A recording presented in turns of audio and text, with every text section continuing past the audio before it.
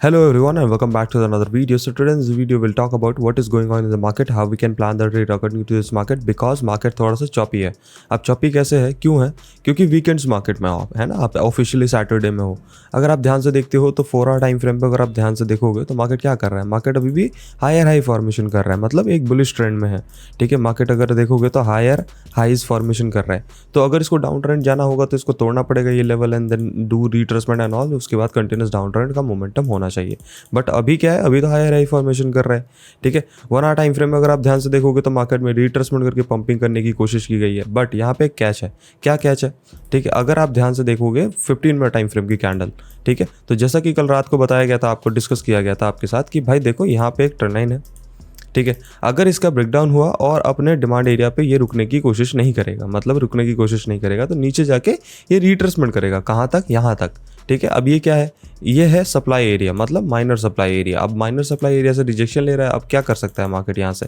ठीक है, यहाँ से कंटिन्यूस डंपिंग कर सकता है मार्केट. बट उसके लिए आप ट्रेड कैसे एग्जीक्यूट करोगे? ट्रेड एग्जीक्यूट करने के लिए आपने कुछ नहीं करना, आपने वेट करना है. किस चीज़ का वेट करोगे? आप वेट करोगे ये जो डिमांड है ना, अब जो डिमांड एरिया कौन सा बन गया पता है? अब डिमांड एरिया बन गया ये वाला पूरा जोन. ये पूरा जोन आपके लिए डिमांड है. तो आप क्या वेट करोगे? आप वेट करोगे कि ये जो बॉटम है इसका ब्रेकडाउन आ जाए. ठीक है, ये क्या है बॉटम? ये है 68,280 के आसपास का एरिया. तो इसका ब्रेकडाउन हो जाए, ठीक है, फिर आपके पास एक शॉर्टिंग सेटअप आपके पास आराम से बन जाएगी. बट लॉन्गिंग सेटअप कैसे बैठेगी, है ना? लॉन्गिंग सेटअप ऐसे बैठेगी कि मार्केट यहाँ पे कंटिन्यूस ब्रेकआउट होना चाहिए. ब्रेकआउट होने के बाद रिट्रेसमेंट होना चाहिए, जो कि हो रहा है. अब यहाँ पे होल्डिंग हो जाएगी. अगर मार्केट यहाँ सस्टेन कर पाया तभी लॉन्ग साइड ट्रेड बनेगा, अदरवाइज नहीं. ठीक है, तो आपको सस्टेनेबिलिटी चाहिए. अब 68,600 के ऊपर सस्टेनेबिलिटी चाहिए. जब तक मार्केट सस्टेन नहीं करे 15 मिनट टाइम फ्रेम पे, जब तक सोचना भी मत लॉन्ग साइड ट्रेड लेने के लिए, क्योंकि ये ट्रैप करने की कोशिश करेगा. बिकॉज अगर ये ऊपर भी जाएगा तो यहाँ से सप्लाई एरिया मिलेगा मार्केट को एंड देन फिर इधर से रिजेक्शन लेके फिर नीचे गिरने की कोशिश करेगा. ध्यान रखना, अगर इसने डिमांड एरिया नहीं तोड़ा होता ये वाला तब तो कोई दिक्कत नहीं थी. बट इसने तोड़ दिया ये डिमांड एरिया, तो केयरफुल होकर लॉन्ग साइड ट्रेड लीजिएगा. क्यों? क्योंकि डिमांड एरिया तोड़ने के बाद मार्केट के पास इतना स्ट्रेंथ होता नहीं है. अगर वो पुल बैक भी लेगा तो नीचे ही गिरने की कोशिश करेगा.